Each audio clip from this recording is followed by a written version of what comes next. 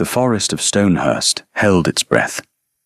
It was a silence unique to the hunt, a hush that was not peaceful, but taut, stretched thin as a bowstring. Every creature, from the shrew in the undergrowth to the crow on the high branch, seemed to know that the master of the land was present, and he was bent on an act of finality. Alaric, the Duke of Westmarch, was not a man given to idle pleasures.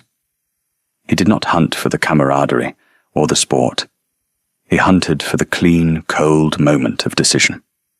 The world, with its endless petitions, its political maneuverings, its cloying social obligations, fell away in the face of a single, pure objective. Today, that objective was the great stag of the West Woods. For 3 seasons, the beast had eluded him. It was a creature of myth, its antlers a crown of impossible size, its coat the colour of burnished autumn. The tenants spoke of it in hushed, reverent tones. They called it the King of the Wood, and Alaric, a king in his own domain, could not abide a rival. Now he had it.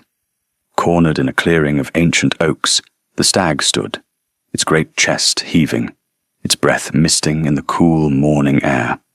It was magnificent. It was perfect. And it was his.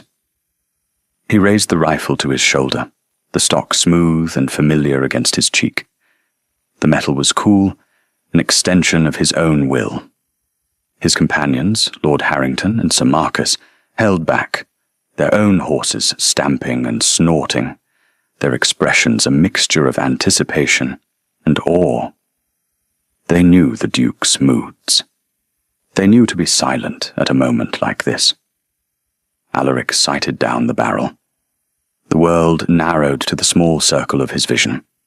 The stag's proud head, the dark, intelligent eye, the patch of thick hide just behind the shoulder, where the heart beat its strong, steady rhythm. He exhaled slowly, his finger tightening on the trigger. A clean shot. An ending. And then movement.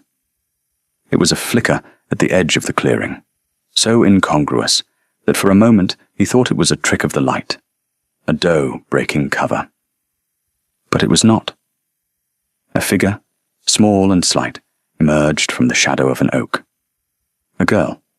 No, a woman, though she was of that indeterminate age where service had worn away the bloom of youth without yet replacing it with the settled lines of maturity. She wore the plain grey dress of a lower housemaid, a garment designed for invisibility. Her hair was a simple brown, pulled back so tightly it sharpened the pale oval of her face. She did not cry out. She did not wave her arms. She simply walked, with a deliberate, unhurried pace, from the shelter of the trees directly into the line of fire. She stopped not 5 feet from the great stag, turning her back to the animal and her face to the Duke. 1 second. 2. The world, which had been silent, was now frozen. Lord Harrington let out a choked gasp. Sir Marcus swore under his breath. The horses shifted, sensing the sudden, violent shift in tension. Alaric did not lower the rifle. His arm was a rod of iron. His eye was still fixed, but his focus had shifted. The stag, magnificent as it was, had become scenery. The girl was now the centre of his world. She was nothing. A scullery maid, a laundry girl, a face he had likely passed 1,000 times in the cavernous halls of Stonehurst, and never once registered. She was dust and drudgery, a creature of the background. And she was standing before him, a small grey stone in his path, defying him. His voice, when it came, was low and lethal. Move. It was not a request. It was a command that had never, in his 34 years, been disobeyed on his own land. It was the voice that sent men to Parliament and ships to war. The girl did not move. She did not even flinch. Her hands were clasped before her, her knuckles white. Her face was pale, but her eyes were steady. They were a clear, calm grey-green, the colour of a forest pool, and they met his without fear, without supplication, without any of the deference he was owed. I said, "Move," he repeated, the words cracking like a whip. Behind her, the stag, sensing an opportunity, took a hesitant step, then another, its antlers brushing against the back of her dress. She did not seem to notice. Her entire being was focused on him, on the rifle, on the space between them. A slow fury began to build in Alaric's chest. It was a cold, unfamiliar fire. He was being made a fool of, in front of his guests, by a servant. The sheer audacity of it was staggering. Who was she? What madness possessed her to throw her life away for a beast? "Do you know who I am?" he snarled, the question an absurdity. For the first time, she spoke. Her voice was as quiet as her dress, yet it carried across the clearing with perfect clarity. "You are the Duke of Westmarch, Your Grace, and you are a stone's throw from being dismissed from this life, not just this estate, for the last time. Step aside." Her chin lifted, a fractional, almost imperceptible movement. "No, Your Grace." The word hung in the air, a thing of impossible weight. No. He could shoot. He could pull the trigger, and the ball would pass through her thin body and into the animal behind. The thought was chilling, but it was there. It would be a lesson, an assertion of his will.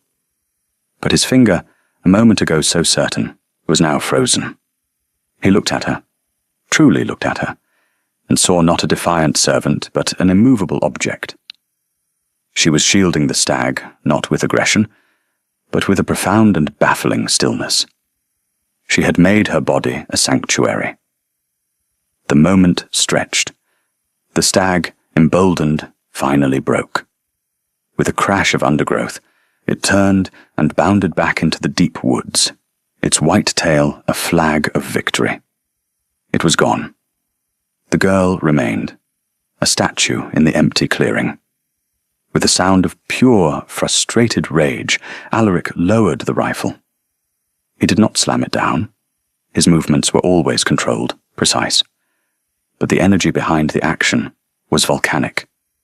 He swung himself down from his horse, his boots landing hard on the damp earth. He strode towards her, his fury a palpable wave. His companions watched, aghast. This was a side of the Duke they rarely saw.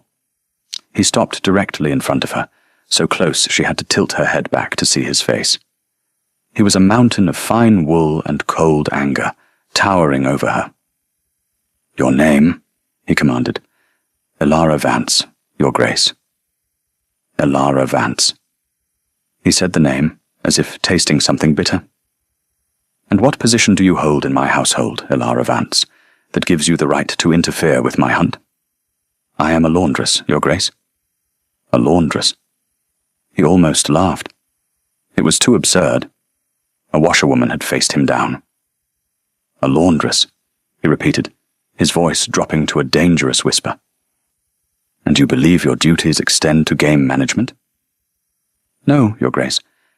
I believe my duties extend to not standing by while a beautiful thing is killed for no reason." The honesty of it struck him like a physical blow. Not for food, not for a cull, but for sport, for a trophy, for his pride. She had seen the truth of it and named it, simply and without embellishment. "You are dismissed," he said, the words like chips of ice. "Pack your things. You will be off Stonehurst land by sunset." He expected tears. He expected pleading. He received nothing. The clear, steady gaze did not waver. She simply gave a small, formal curtsy, a gesture of profound and heartbreaking dignity in her plain grey dress. "As you wish, Your Grace." Then she turned and walked back the way she had come, her back straight, her head held high. She did not run. She did not hurry. She simply disappeared into the trees, leaving the Duke of Westmarch standing alone in a clearing that felt suddenly terribly empty. He stood there for a long time, long after his companions had cautiously approached. Lord Harrington cleared his throat. "Damned insolence, Alaric. Shall I have the men see her off the grounds?" Alaric did not answer. He was watching the space where she had vanished. The scent of damp earth and gunpowder filled the air. The hunt was over.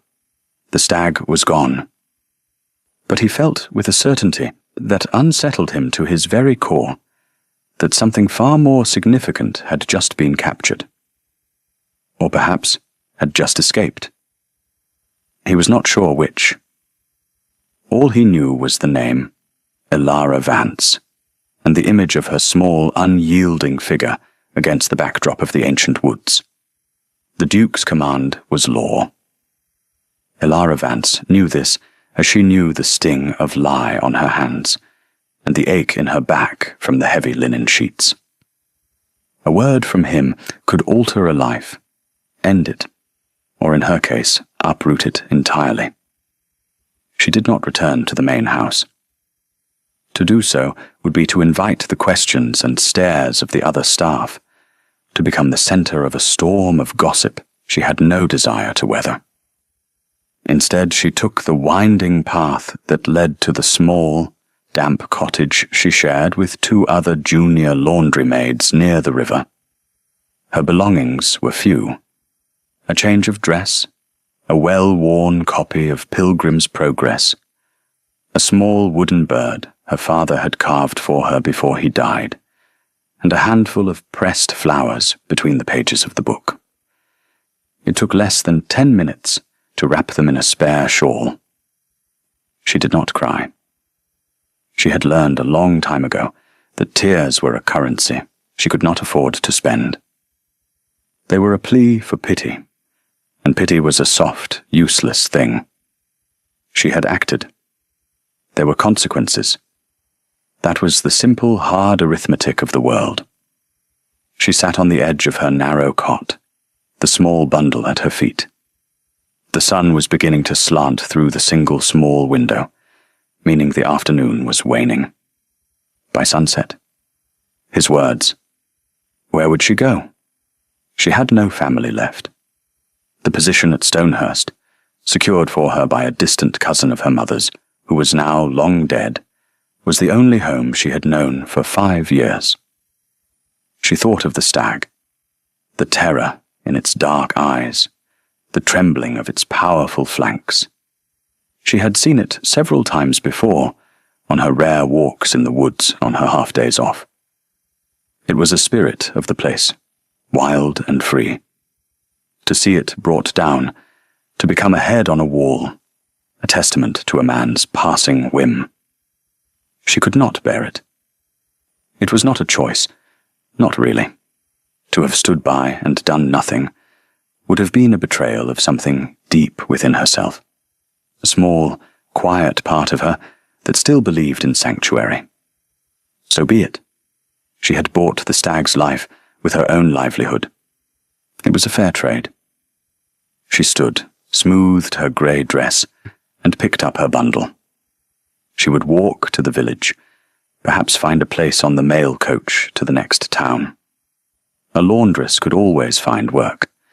There was always dirt in the world. As she opened the cottage door, a figure blocked the light. It was Mrs. Gable, the head housekeeper, a formidable woman with a face like a clenched fist, and a heart that was, Elara suspected, surprisingly soft beneath the starched exterior. "Elara Vance," Mrs. Gable said. Her tone was flat, unreadable. "His Grace wants to see you." Elara's own heart, which had been so steady, gave a small, frightened leap. "He has already dismissed me, Mrs. Gable." "I am aware of what he said. I am also aware of what he is saying now. He is in the library. He wishes to speak with you." Mrs. Gable's eyes, small and sharp, scanned Elara's face, then flickered to the bundle in her hand. "You have not left yet. That is good." Was it? Ilara was not so sure. A reprieve was not the same as a pardon. Sometimes it was merely a prelude to a more thorough condemnation.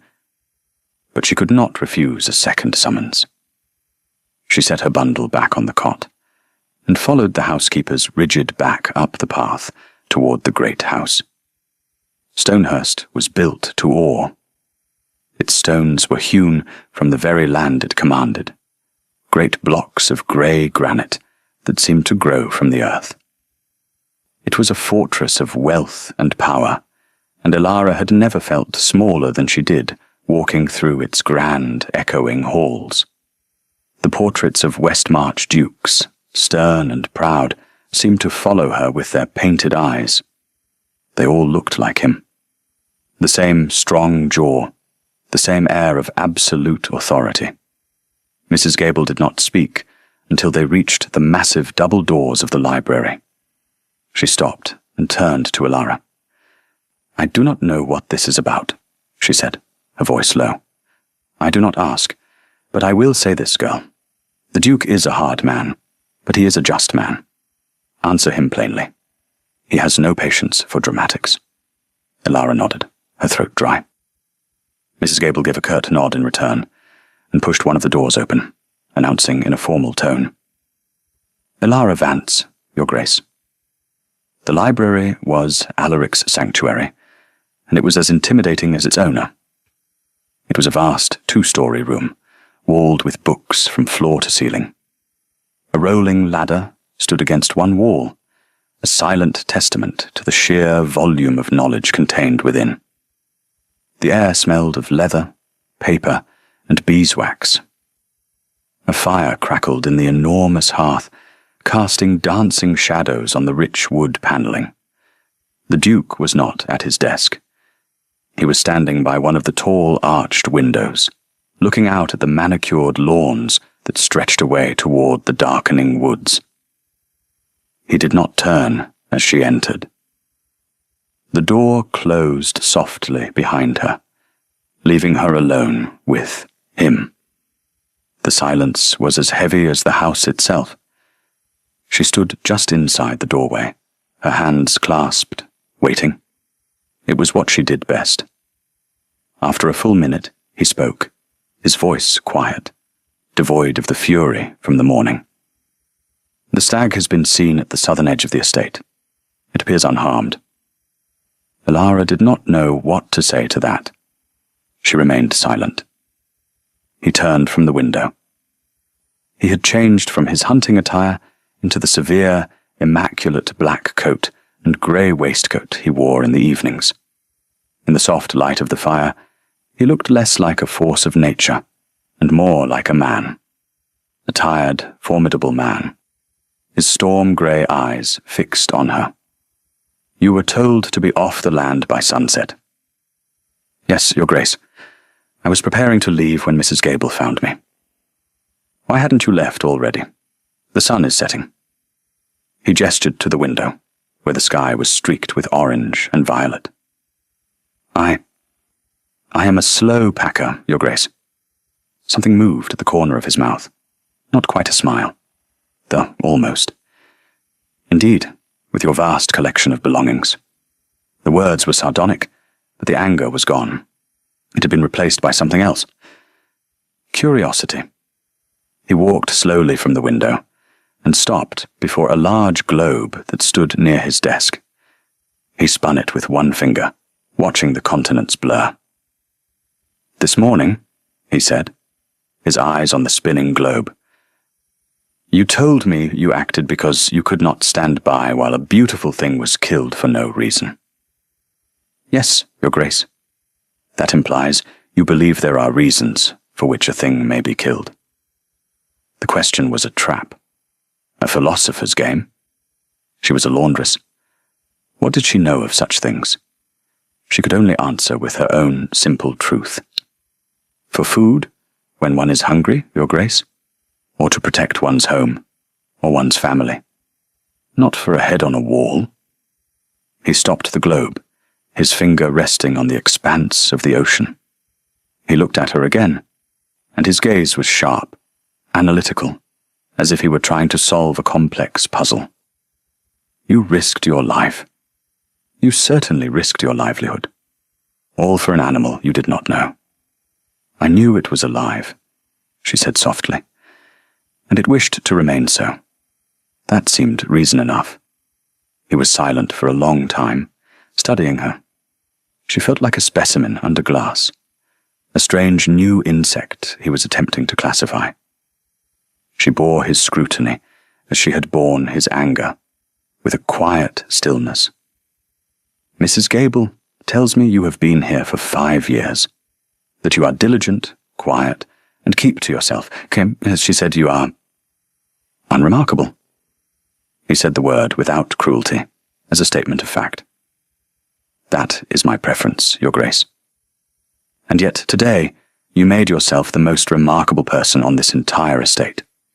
Why? Why?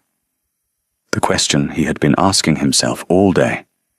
He wanted an answer that made sense in his world of logic and consequence, of power and position.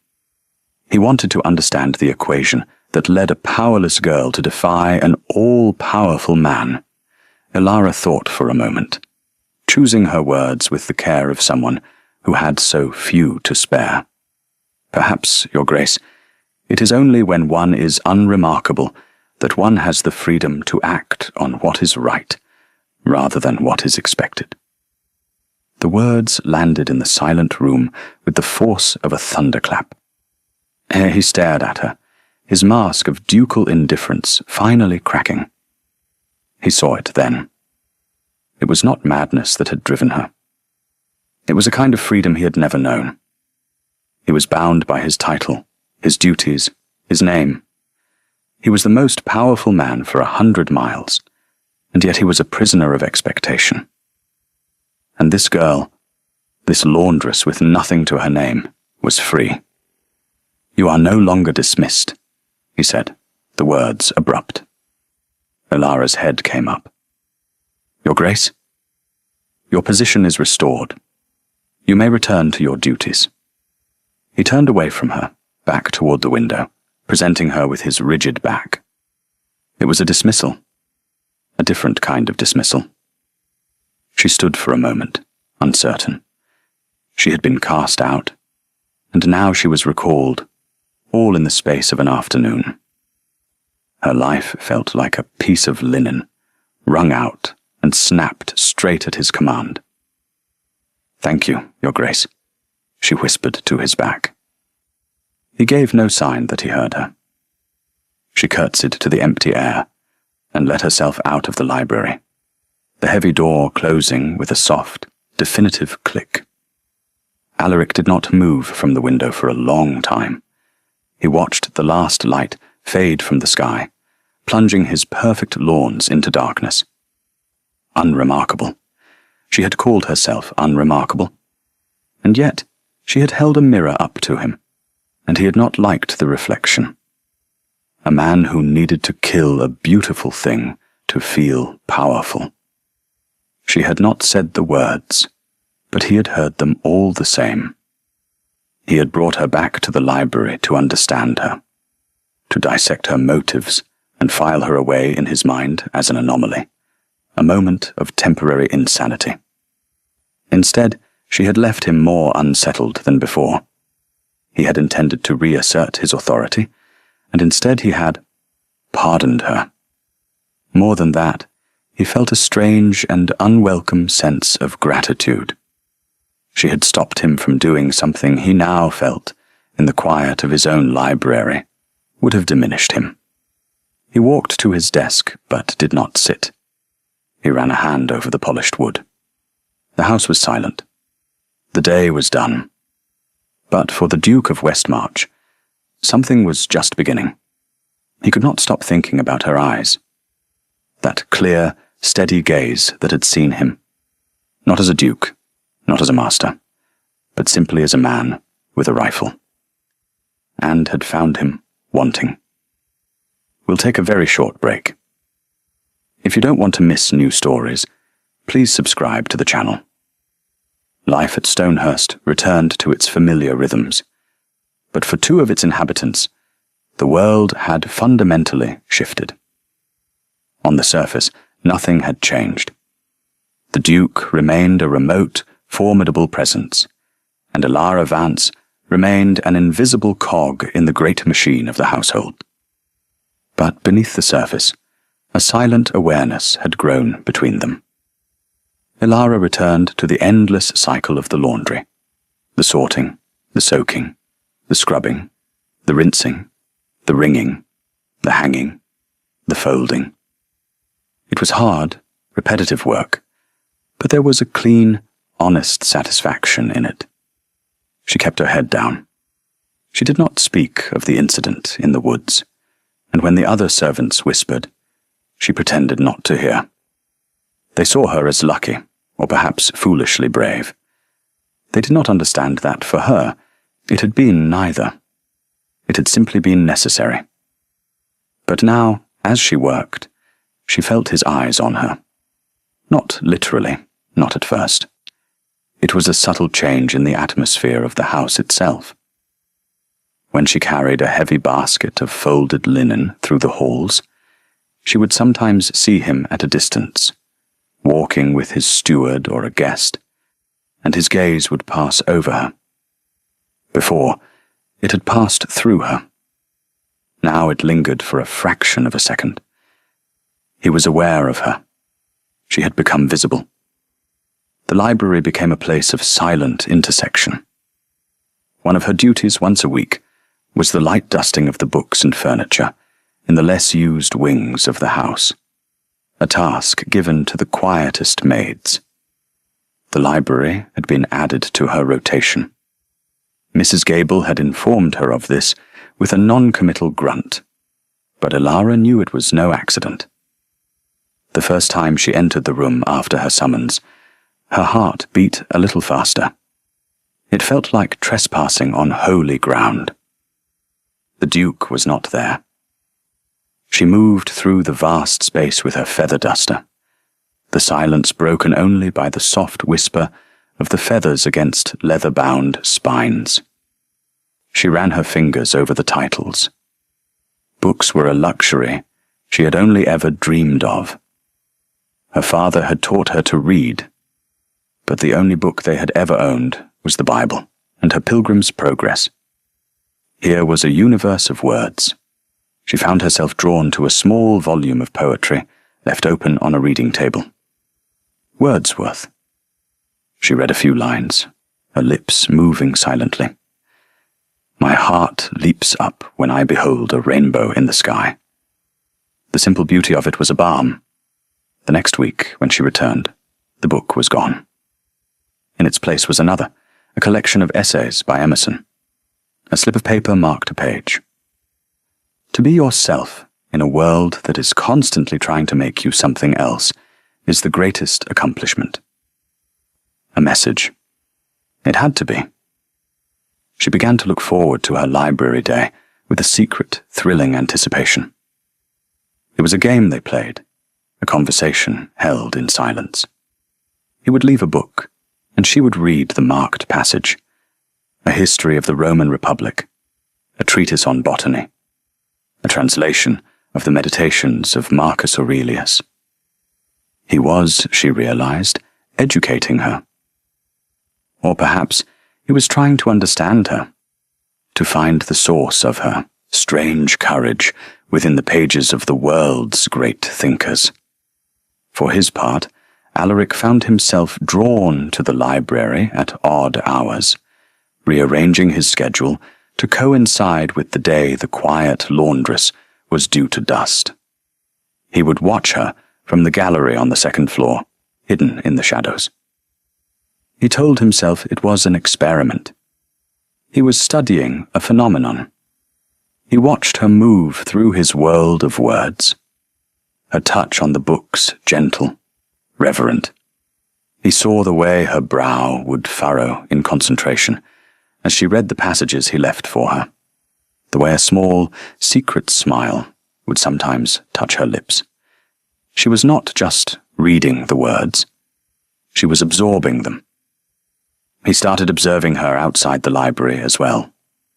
He learned the rhythms of her day, He saw her leaving a crust of bread on a windowsill for the sparrows. He saw her helping an older kitchen maid carry a heavy pot. He saw her speaking to the horses in the stables, her voice a low, soothing murmur. She moved through the world with a quiet compassion that was utterly foreign to the brittle, performative society he inhabited. The women of his class were taught to be charming, to be witty, to be beautiful. They were not taught to be kind. His life, which had been a fortress of solitude and duty, now had a small, secret window. Looking through it, he saw a world he had never noticed. A world of small kindnesses and quiet dignities that existed right under his nose. And at the center of it was Ilara Vance. This quiet observation might have continued indefinitely, a silent, secret dance, had it not been for the arrival of Lady Camilla Beaumont and her mother. Lady Camilla was, by all accounts, the perfect match for the Duke of Westmarch. Her father was an earl with considerable political influence. Her beauty was legendary, her wit sharp, and her ambition sharper still. It was an unspoken understanding in the ton that she would one day be the Duchess of Westmarch. The match was suitable, advantageous, and expected. Alaric had always accepted this as an inevitability, another duty to be performed. He did not love Camilla. He was not even sure he liked her. But she was a partner who understood the world he lived in, who could manage a great house and host political dinners with flawless grace. It was a transaction, not a romance, and he had long ago made his peace with that. Their arrival shattered the quiet atmosphere of Stonehurst. Lady Camilla's laughter was loud and brittle, echoing in the halls. Her gowns were a riot of colour, her perfume overpowering. She treated the staff with a casual disdain that set Alaric's teeth on edge, issuing contradictory orders and complaining about the quality of the service. "Really, Alaric," she said one evening at dinner, tapping a perfectly manicured finger on the rim of her wine glass. "The staff here seems so provincial. One would think you were in the wilds of Scotland, not a day's ride from London." Alaric's mother, the Dowager Duchess Eleonora, a woman with eyes as sharp as her son's and a tongue to match, raised a delicate eyebrow. "The staff at Stonehurst are known for their loyalty and discretion, Camilla, qualities that are, perhaps, of more lasting value than fashionable polish." Lady Camilla flushed, but recovered quickly. "Of course, Duchess. I only mean that Alaric deserves the very best." Her eyes slid to him, a possessive, calculating look that he had once found tolerable, and now found suffocating. The contrast between Camilla and Ilara was a chasm. Where Camilla demanded attention, Ilara seemed to repel it. Where Camilla's conversation was a series of witty barbs and gossip, Ilara's silence was filled with unspoken understanding. The break-in point came one rainy afternoon. Alaric, seeking refuge from Camilla's incessant chatter, had retreated to the library. He was standing at the window, watching the rain slant across the gardens, when the door opened. He expected a footman, but it was Ilara. It was her library day. She froze when she saw him, her hand on the door, a feather duster in her other hand. She looked like a startled fawn, ready to bolt. "Your Grace," she murmured, her eyes downcast. "Forgive me. I will come back later." "No," he said, more sharply than he intended. He softened his tone. "Stay. It is your time." She hesitated, then stepped inside, closing the door softly. She moved to the far side of the room, keeping a vast continent of books and furniture between them. She began her work, her movements small and efficient. The room was filled with the sound of the rain, the crackle of the fire, and the soft whisk of her duster. It was a peaceful sound, a domestic sound. It was a sound he had never heard in this room before. He found himself speaking, not wanting the silence to be broken by anyone but him. "Are you enjoying the book on botany?" She started, surprised that he would speak to her so directly. "Yes, Your Grace. I never knew there were so many names for wildflowers. There is an old walled garden on the east side of the estate. It has been neglected for years. The flowers there have grown wild. You might find it interesting." Her head came up, and for the first time in his presence, a genuine, unguarded smile touched her lips. It transformed her face, lighting it from within. It was like watching the sun break through clouds. "Thank you, Your Grace. I would like that very much." The smile was a revelation. It was a thing of pure, uncalculated beauty, and he had caused it. The thought sent a strange, unfamiliar warmth through him. The moment was shattered by the library door bursting open. Lady Camilla stood there, her face a mask of playful annoyance. "Alaric, there you are. I have been looking everywhere for you. Mother says we must decide on the guest list for the autumn ball, and—" She trailed off, her eyes falling on Elara. Her gaze swept over the plain grey dress, the duster, the simple, earnest face. Her expression hardened into one of contemptuous dismissal. "What is this?" she asked, her voice dripping with disdain. Alaric's back went rigid. "This is Elara Vance," he said, his voice dangerously level. "She is a member of my staff." "Well, can she not dust some other time?" Camilla waved a dismissive hand. "The room smells of polish. Send her away." Before Alaric could respond, Elara spoke, her voice quiet but firm. "As you wish, my lady." She curtsied, her eyes on the floor, and turned to leave. "Stay," Alaric commanded. The word was like a steel bar dropped in the room. Elara froze. Camilla turned to him, her eyes wide with disbelief. "Alaric, what on earth—" "Elara is here at my invitation," he said, a deliberate falsehood that was truer than the truth. "We were discussing the estate's gardens, a subject, I assure you, of far greater importance than your mother's seating chart." The insult was direct and brutal. Camilla paled, her mouth opening and closing like a fish. She looked from Alaric's cold, implacable face to Elara's still, downcast one. In that moment, she saw not a duke and a servant. She saw a man and a woman, and an invisible wall that excluded her. Her eyes narrowed, and the look she gave Elara was filled with a venom that was startling in its intensity. It was a look that promised retribution. "Very well," Camilla said, her voice tight with fury.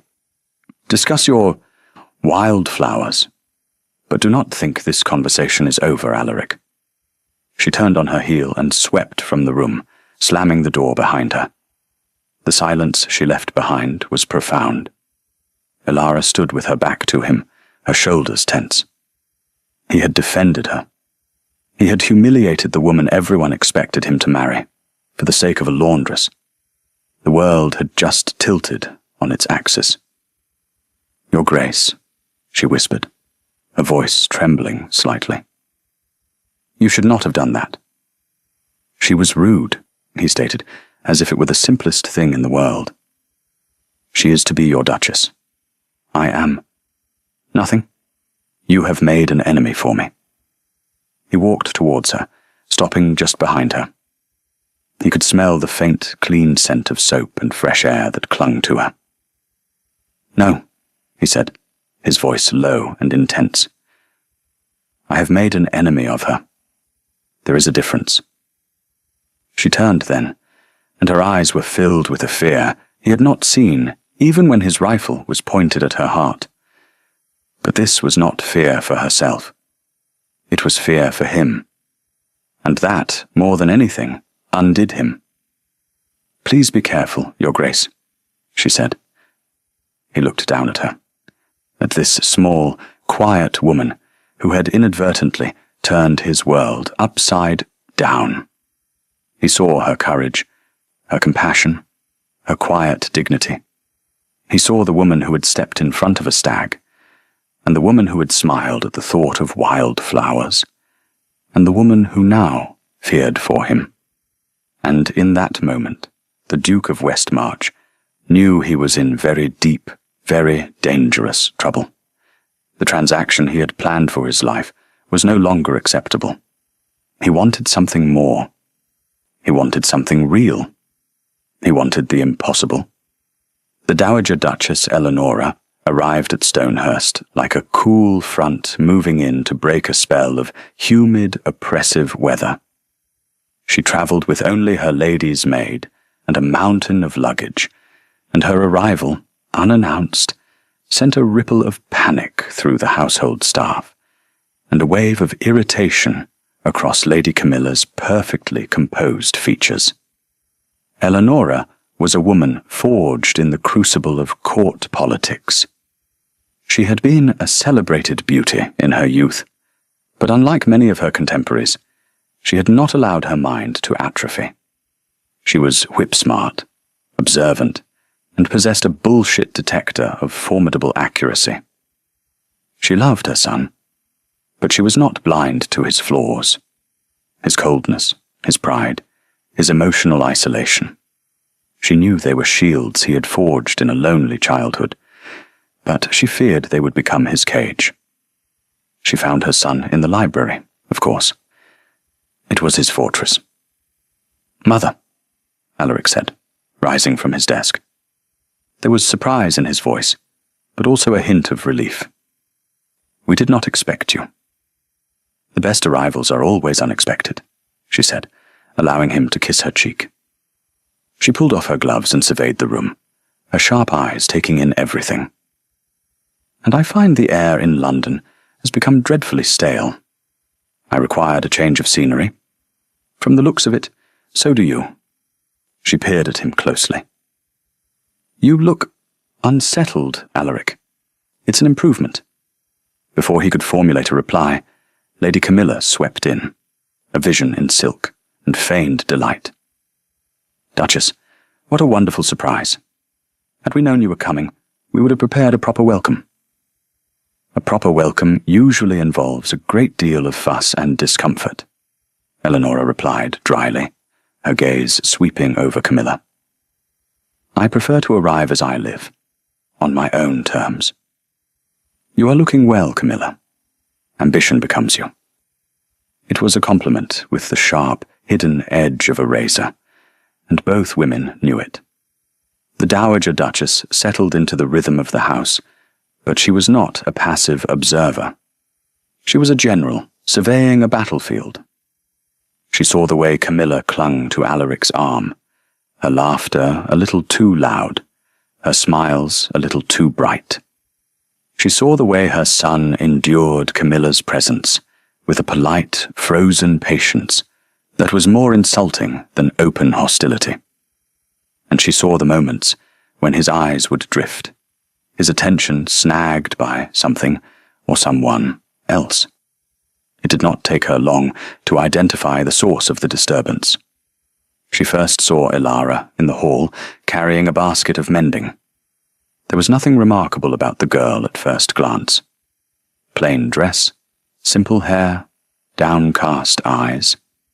But there was a stillness about her, a self-contained dignity that was unusual in a servant. Then she saw Alaric pass the girl in the hallway. He did not speak to her, did not even nod. But for a fleeting moment, the mask of ducal indifference slipped, and his mother saw a look of raw, unguarded awareness on his face. It was the look of a man noticing the sun for the first time. Intrigued, Eleonora began her own quiet investigation. She spoke to Mrs. Gable, ostensibly about the household accounts, but her questions were deft and indirect. She learned of the girl's diligence, her 5 years of silent, flawless service. And then, with a bit of gentle prodding, she heard the story of the hunt. She did what? Eleanor asked, her teacup pausing halfway to her lips. Mrs. Gable recounted the tale in her flat, factual manner, ending with, His Grace was furious, dismissed her on the spot, then summoned her here, to this very room, and rescinded the order. Hasn't spoken a word of it since. Eleanor's lips curved into a genuine, delighted smile. Good heavens, the girl has a spine. She is a good girl, Mrs. Gable said, a note of protectiveness in her voice. Quiet, keeps to herself. The quiet ones are always the most interesting, the dowager murmured, more to herself than to the housekeeper. She decided it was time to meet this paragon of quiet courage. She did not summon Ilara. Instead, she sought her out. Remembering Alaric's strange comment about wildflowers, she had a footman show her the way to the old walled garden on the east side of the estate. It was, as her son had said, a place of beautiful neglect. Roses grew in tangled profusion, their scent heavy in the air. Lavender and foxglove pushed up between the cracked flagstones. It was a garden that had forgotten its duty to be orderly, and had remembered its joy in being alive. And there, sitting on a weathered stone bench, was Ilara Vance. She was not idle. She had a small basket beside her, and was carefully trimming deadheads from a sprawling rosebush with a pair of shears she must have borrowed from the gardener. Eleanor approached quietly. It is a lovely spot, is it not? Ilara shot to her feet, her eyes wide with alarm. She dropped into a deep curtsy. Your Grace, I am sorry. I did not mean to be away from my duties. Nonsense, Eleanor said, waving a dismissive hand. Consider this a duty. The garden is much improved by your presence. May I? She indicated the space on the bench. Ilara, looking flustered, quickly wiped the bench with her apron. The Dowager Duchess sat, her silk gown rustling. She patted the stone beside her. Sit, child. My neck is not what it once was. I dislike having to crane it. Hesitantly, Ilara sat on the very edge of the bench, her back ramrod straight, her hands clasped tightly in her lap. My son tells me you have an interest in botany, Eleanor began, her tone conversational. His Grace is very kind to allow me the use of his library, Your Grace. My son is many things, Ilara. Kind is not a word I would have chosen. Until recently. Eleanor turned her sharp gaze on the girl. You stood in front of his rifle. It was not a question. Ilara's gaze dropped to her hands. Yes, Your Grace. Why? It was the same question Alaric had asked, but from the Dowager it felt different. Less of an interrogation, more of a genuine inquiry. It did not seem right, Your Grace, that something so alive should be ended for sport. And you were willing to have your own life ended for that conviction? Ilara looked up, and her eyes were clear and direct. I did not believe he would shoot me, Your Grace. You did not? Eleanor was taken aback. Why ever not? Because his eyes, when he looked at the stag, were full of admiration. You do not destroy what you admire. Not really. You seek to possess it. But you do not truly wish it gone from the world. She paused, a faint blush rising on her cheeks. I am sorry. I speak out of turn. Eleanor stared at her. The girl had seen into the heart of her proud, cold son with a clarity that was staggering. She had understood him in a way no one else, not even his own mother, had ever quite managed. No, Eleanor said softly. You do not speak out of turn. You speak the truth. A rare and dangerous habit. She was silent for a moment, studying the girl's earnest face. "Lady Camilla does not like you." Elara flinched. "I have tried to stay out of her way, Your Grace." "Camilla's way is a very broad path. It is difficult to avoid. She believes my son's interest in you is improper." "There is no improper interest, Your Grace," Elara said, her voice low but firm. "His Grace has been a kind and distant master. He has offered me the loan of his books. That is all." "Is it?" Eleonora asked gently. Elara's composure finally cracked. A single tear escaped and traced a path down her cheek. She wiped it away angrily. "I do not know what it is, Your Grace, but I know that it is impossible. He is the Duke, and I am a laundress. There is a gulf between us that cannot be crossed." "The world is full of gulfs, child," the Dowager said, her voice surprisingly gentle. "Most of them are of our own making. What you see as a chasm, another might see as a mere stepping stone." She reached out and placed her hand over Elara's rough, chapped ones. "You are a good woman, Elara Vance.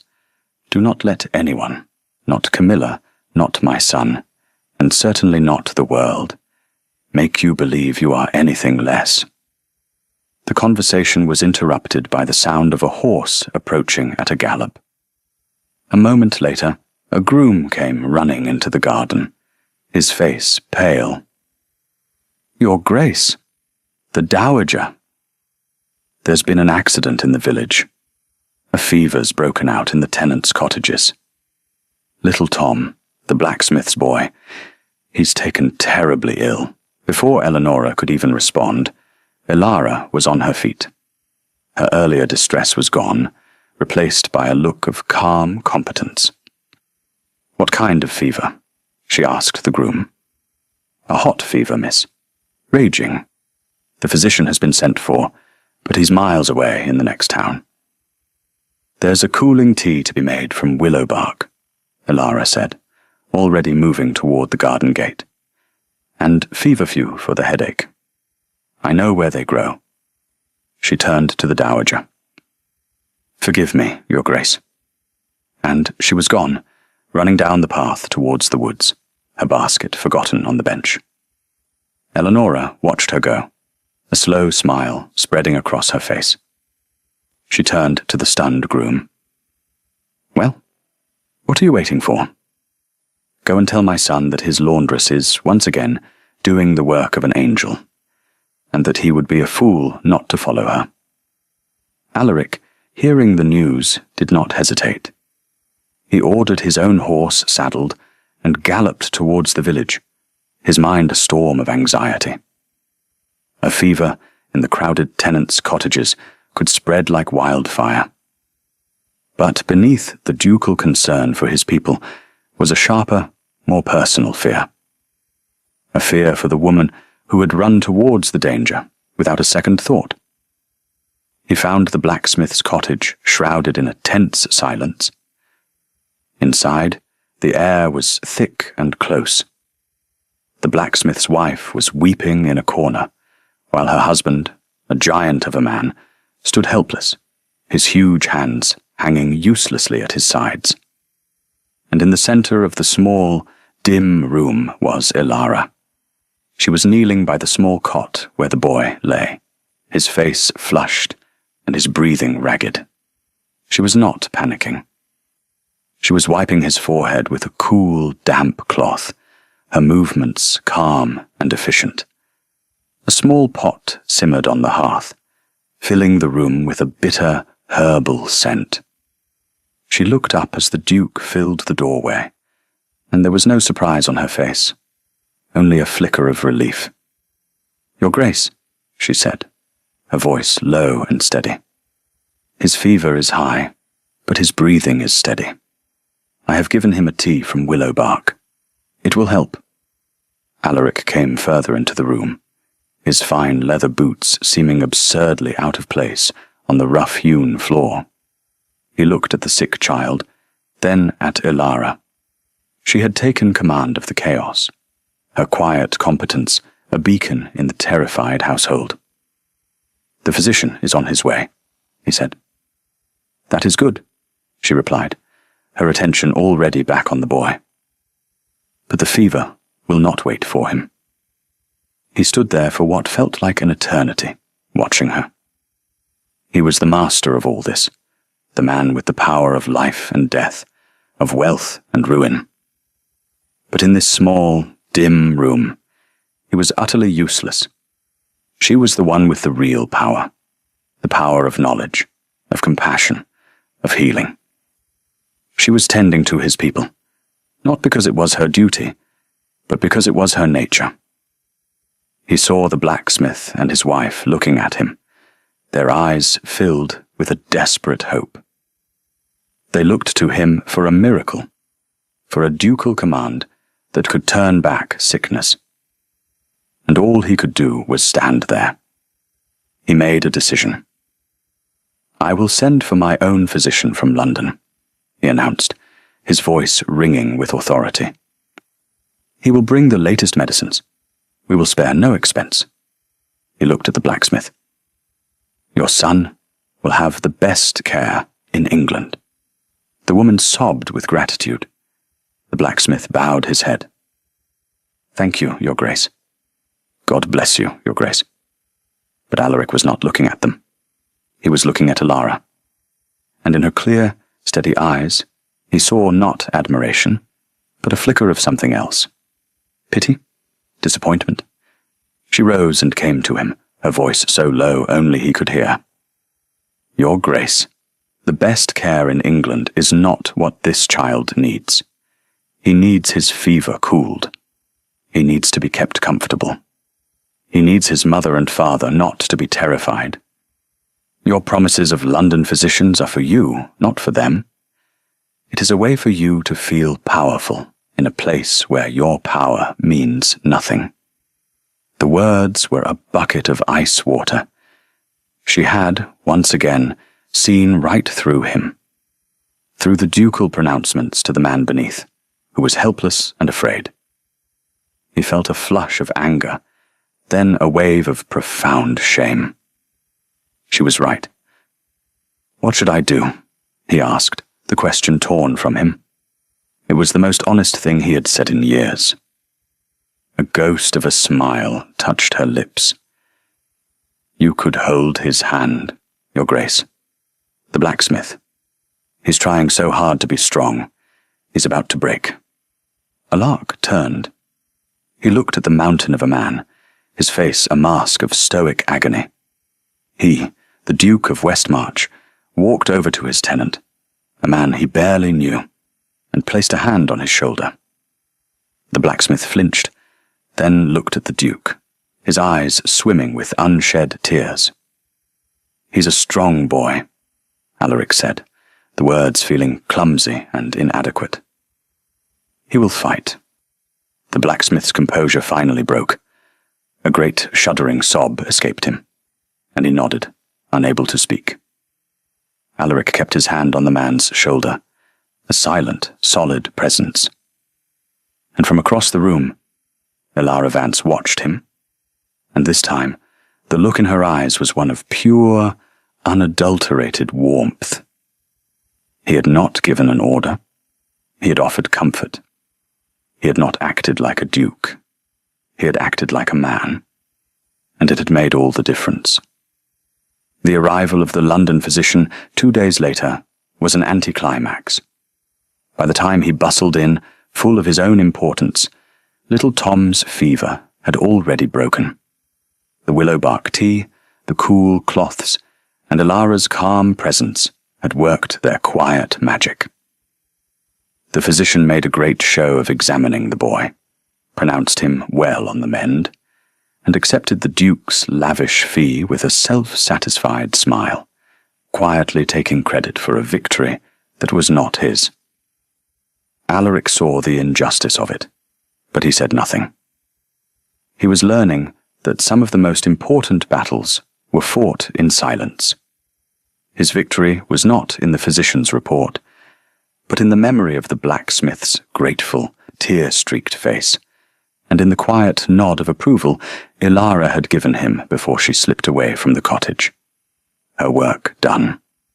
The incident, however, had consequences.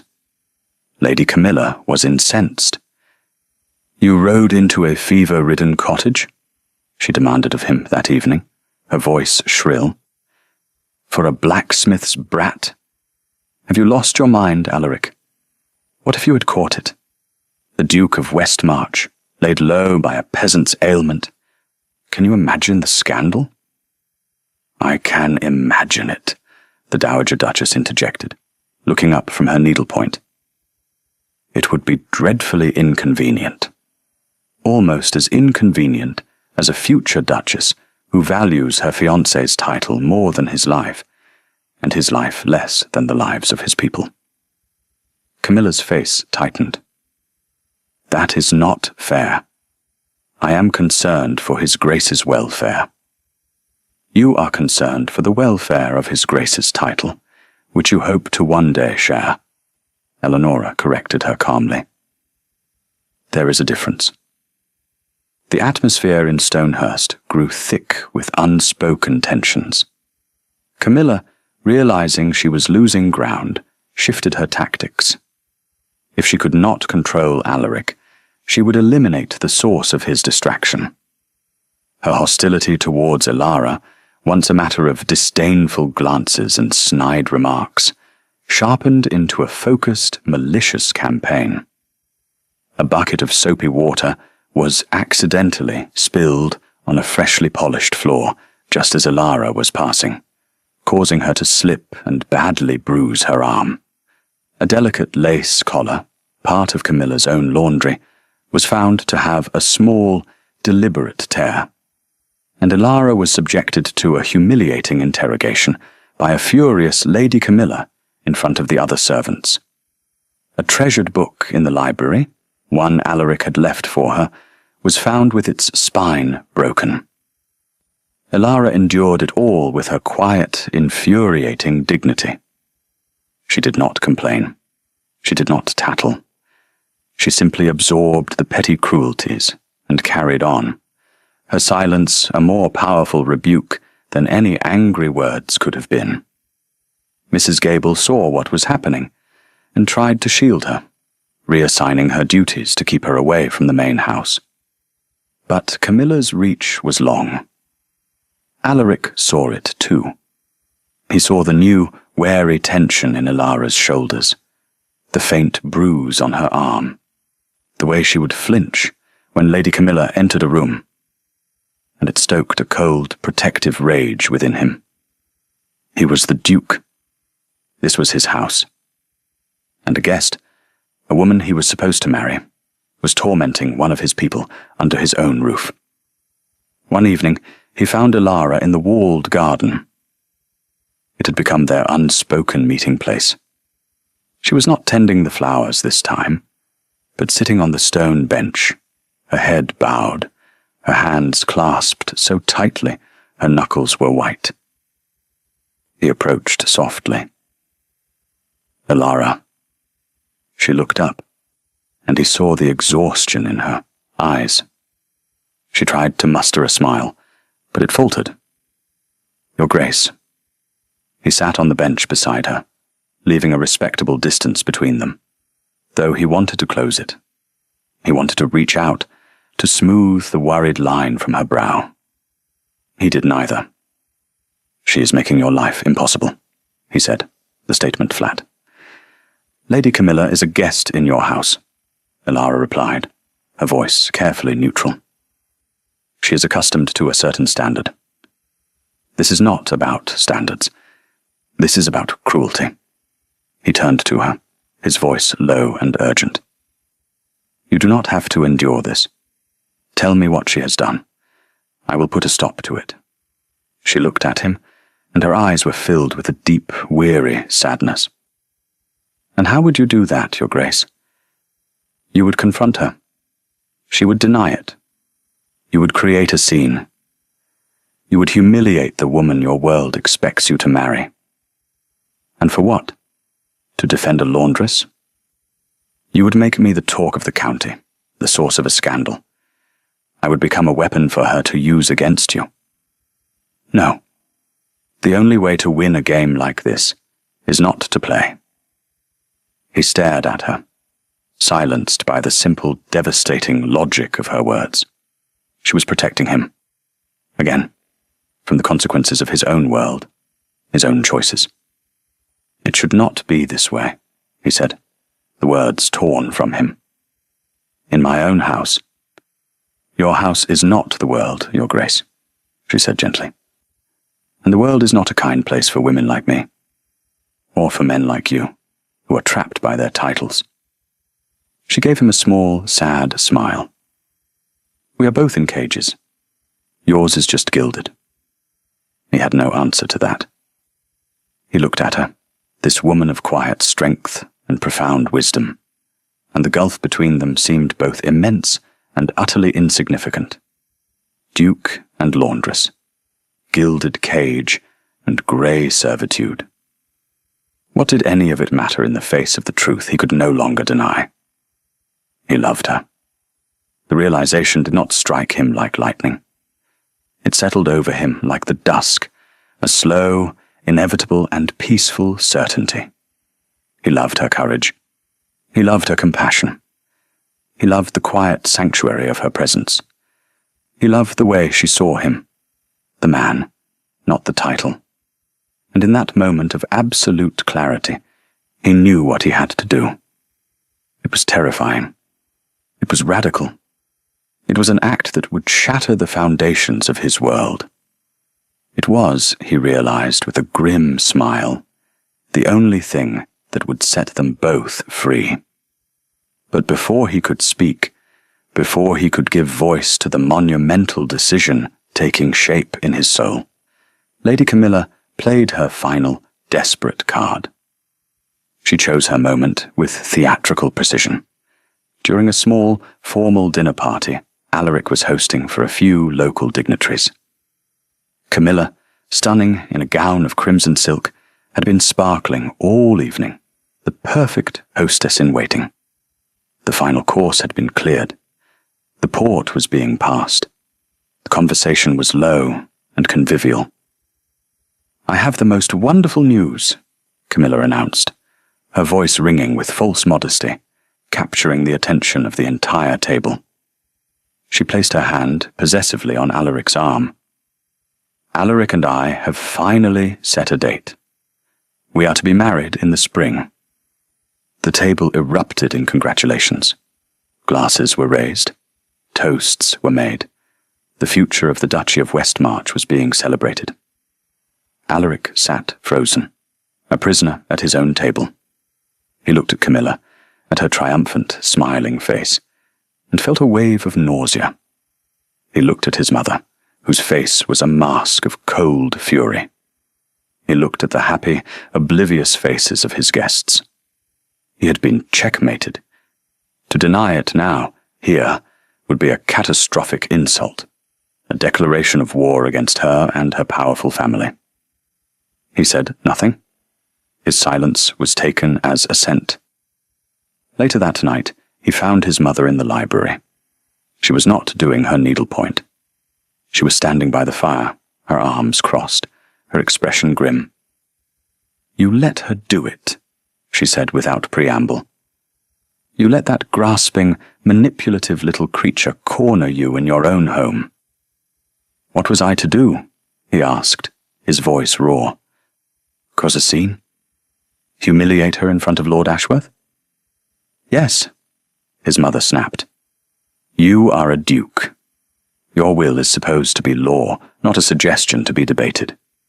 You should have stood up and said, 'Lady Camilla is mistaken,' and let the consequences be damned.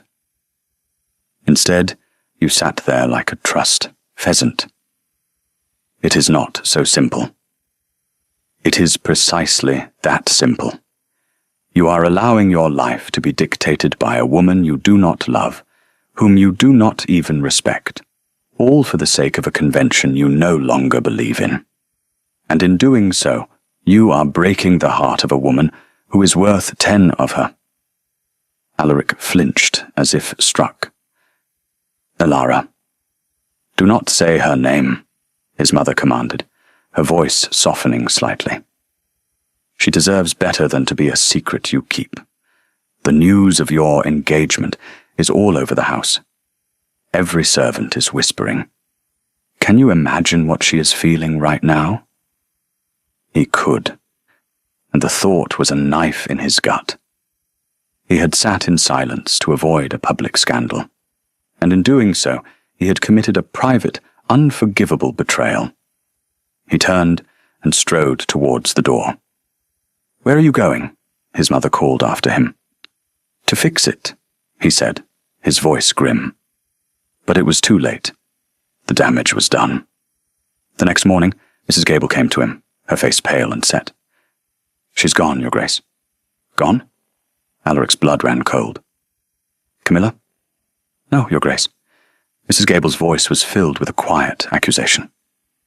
Alara Vance. Her bed was not slept in. A small bundle of her things is missing from her room. She has left. The house felt empty. It was a vast, cavernous, echoing emptiness that the presence of dozens of servants, his mother, and the triumphant Lady Camilla could not fill. Stonehurst, his ancestral home, the seat of his power, felt like a tomb. Alaric's first reaction was a blind, ducal fury. He sent out riders. He had the grounds searched.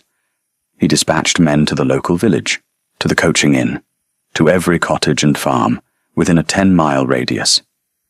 He would find her. He would bring her back. He would command it. But as the hours turned into a day, and the day into 2, and every search party returned empty-handed, his anger slowly curdled into a cold, hollow despair. She had not been taken. She had vanished. She had slipped away in the night like a ghost, leaving nothing behind but the gaping hole in his life. He had driven her away. His silence at the dinner table had been a shout of betrayal, and she had heard it. She had believed the lie. She had accepted the world's verdict, that he belonged to Camilla, that there was no place for her here. And so she had removed herself, with the same quiet, self-effacing dignity with which she did everything. Lady Camilla was insufferably smug. Good riddance, she declared. The girl was a troublemaker. The staff will be much more settled without her agitations. Alaric looked at her, at the petty cruelty in her beautiful face, and felt nothing. Not hatred, not anger, just a vast, weary distance. He was looking at a stranger.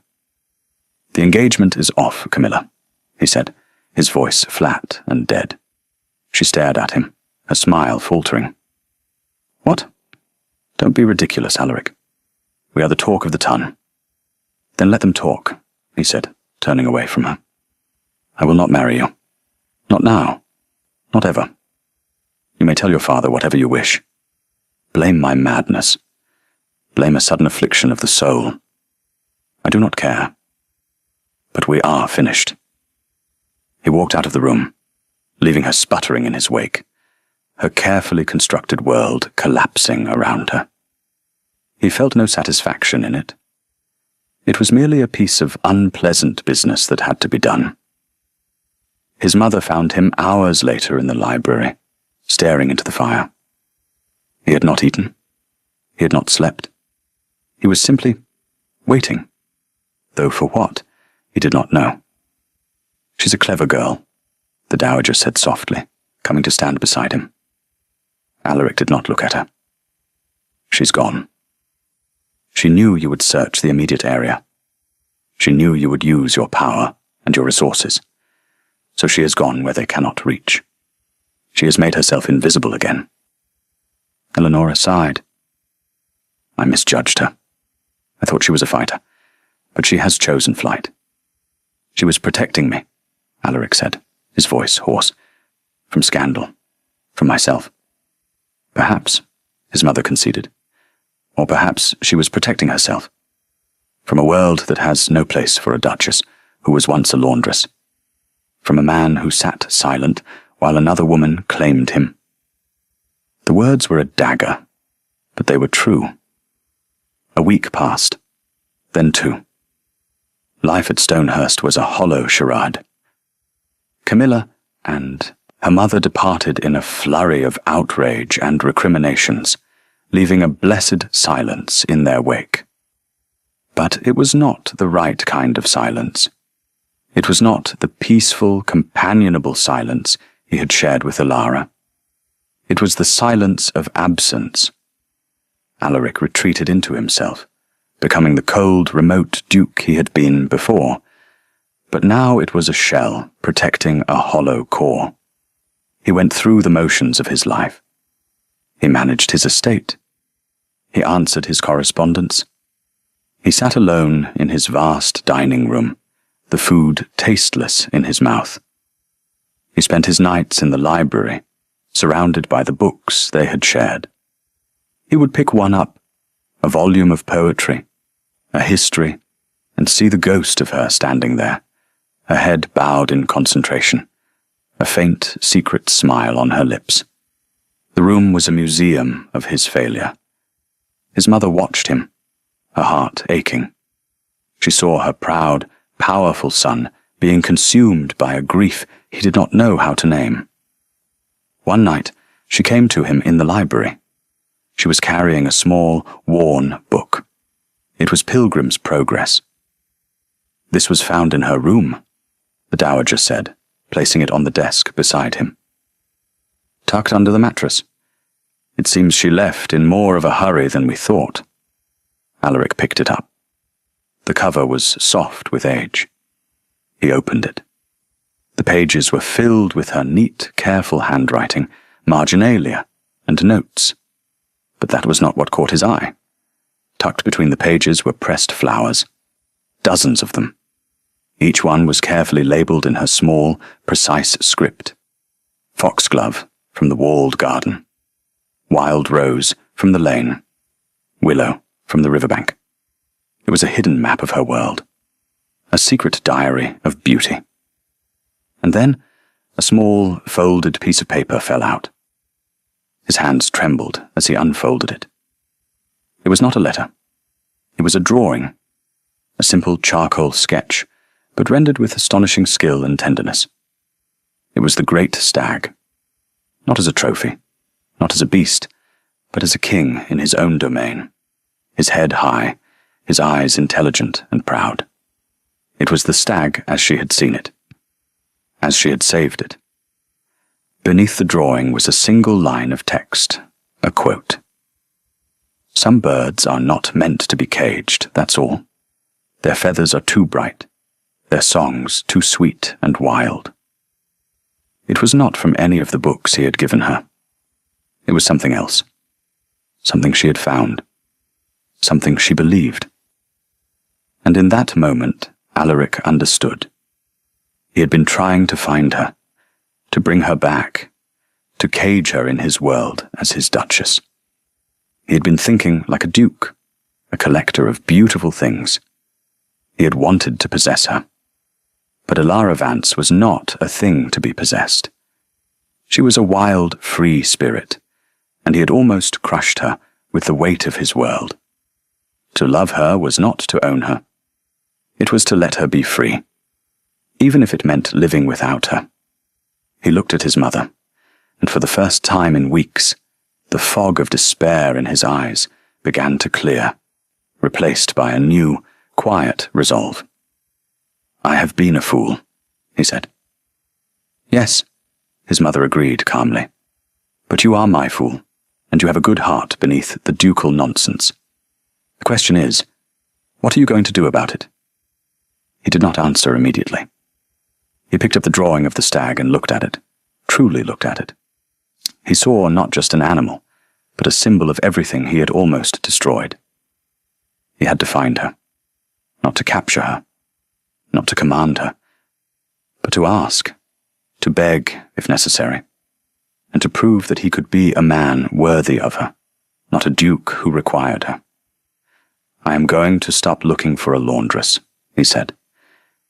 and I am going to start looking for an artist, a botanist, a woman who understands the hearts of men and beasts.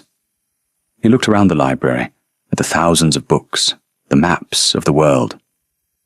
She is out there, and she is not invisible. Not anymore. Not to me.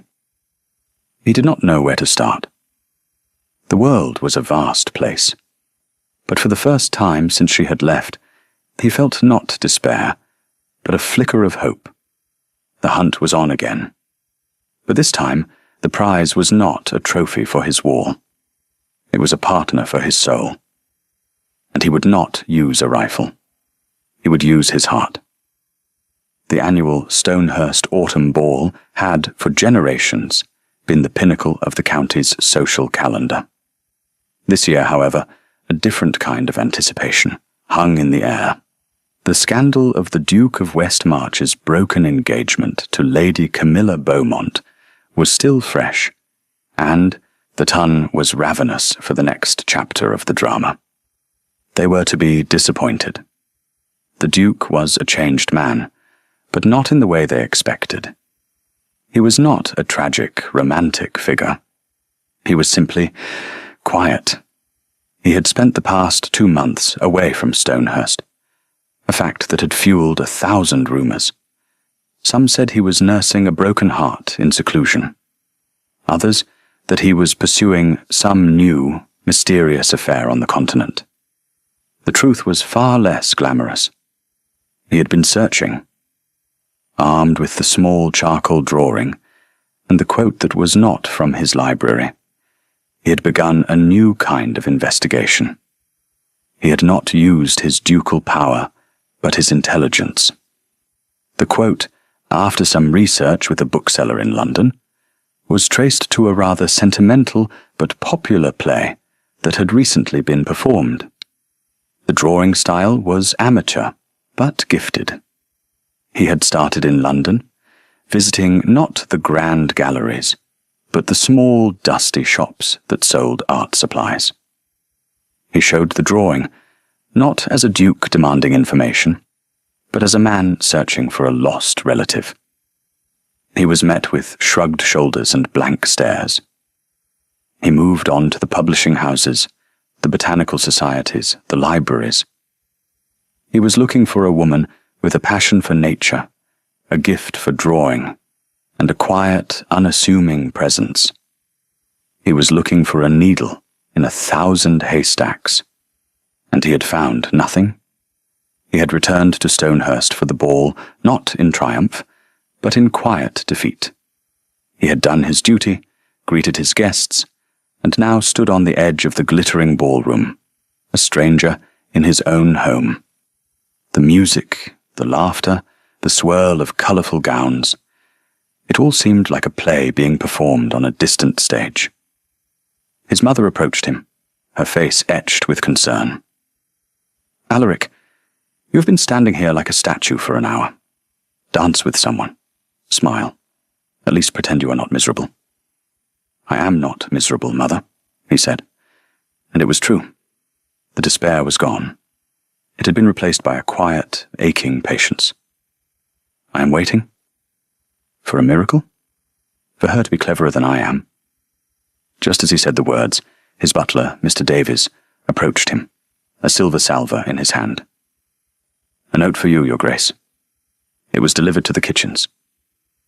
Alaric's heart stopped. The kitchens, not the front door. He took the small, folded piece of paper. It was not fine, watermarked stationery. It was simple, thick paper. His hands were perfectly steady as he opened it.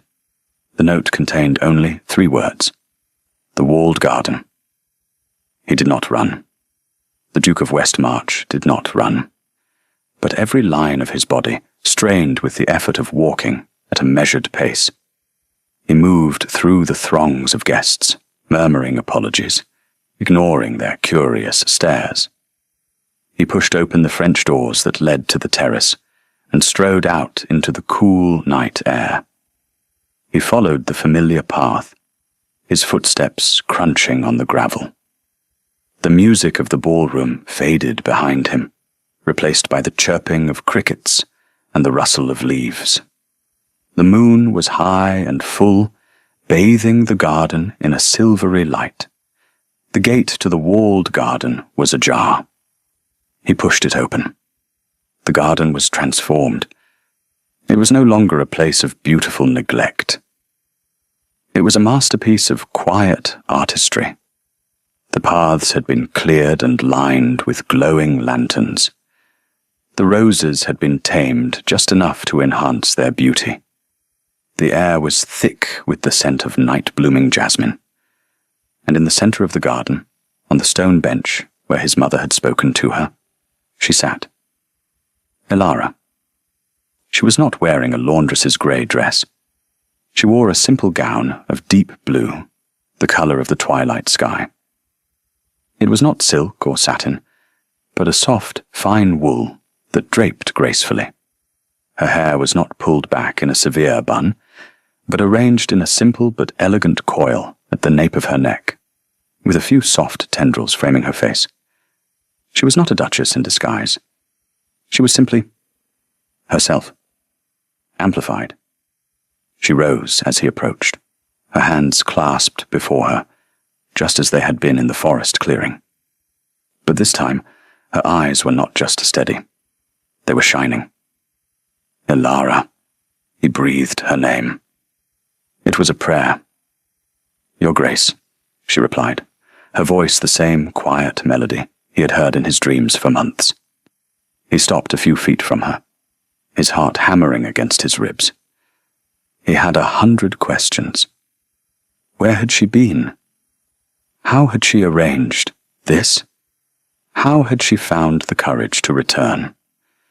But they all seemed insignificant in the face of the one question that mattered. Why did you leave? He asked, his voice raw.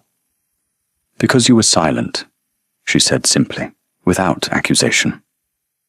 And your silence was louder than Lady Camilla's announcement. I thought I was saving you from a scandal, but I was also saving myself from a life spent as your secret, your weakness. I could not be that. You were never my weakness, Elara, he said, taking a step closer. You were my strength. You were the only real thing in my life. I had to find out if I could be a real thing on my own, she said. I went to London. I found work. Not as a laundress. A small, proud smile touched her lips. A man who ran a small bookshop. He saw your drawing of the stag, which I had with me. He hired me to illustrate a children's book about woodland creatures. It all clicked into place. The play. The quote. I saw it, she admitted. On my half-day off. The bookseller took me. He has been a friend. Alaric felt a sharp, irrational pang of jealousy, which he quickly suppressed. And the garden? The dress? I wrote to your mother, Elara confessed, a faint blush rising on her cheeks. I told her my plan. I asked for her help. She sent the money for the gown. She arranged for me to have access to the garden. She told me when the ball was. His mother. Of course, the master strategist. So you came back, he said, his voice thick with emotion. I came back to see which man would be in the garden tonight, she said, her gaze direct and searching. The duke who wishes to possess a beautiful thing, or the man who would let it be free? He closed the distance between them, stopping so close he could see the flecks of green in her grey eyes. He did not touch her. Not yet. That man, he said, his voice shaking with the force of his conviction. The one who looked at you as a possession. He's gone. You killed him that day in the forest. It just took me this long to realize it. He looked at her, at this incredible woman who had faced down his rifle, his anger, his society, and his own foolish pride. She had not returned as a supplicant. She had returned as his equal, a woman who had forged her own path, and now stood before him, offering him a chance to walk it with her. I do not want to own you, Elara Vance, he said, his voice dropping to a whisper. I want to stand beside you. I want to learn the names of all the flowers in this garden with you. I want to see the world through your eyes. I love you, and if you will have me, I want to be your husband." Her composure finally broke. A tear, then another, traced a path through the moonlight on her cheeks. But she was smiling. A brilliant, joyful, radiant smile.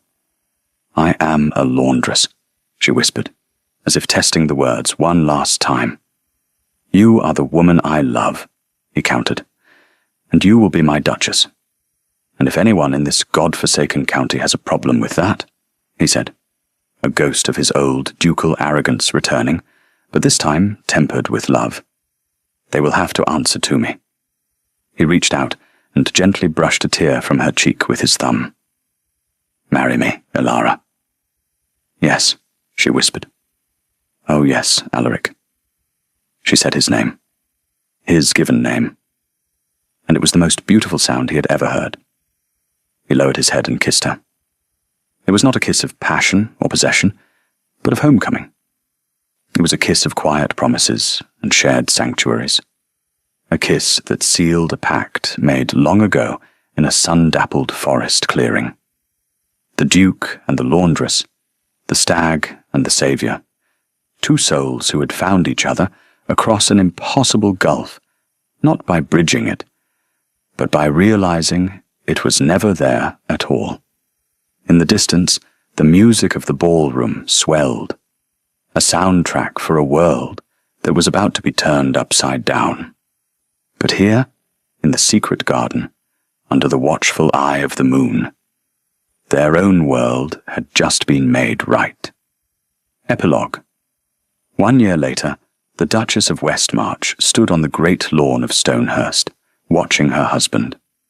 The transformation in him was still a source of quiet wonder to her.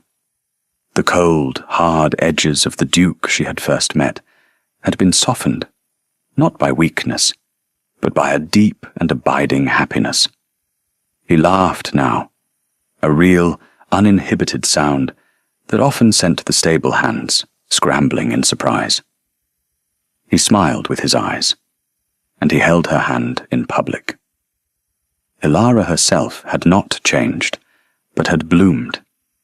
She wore the title of Duchess as she had worn her laundress's uniform, with a quiet, unassuming dignity that commanded more respect than any haughty airs could have.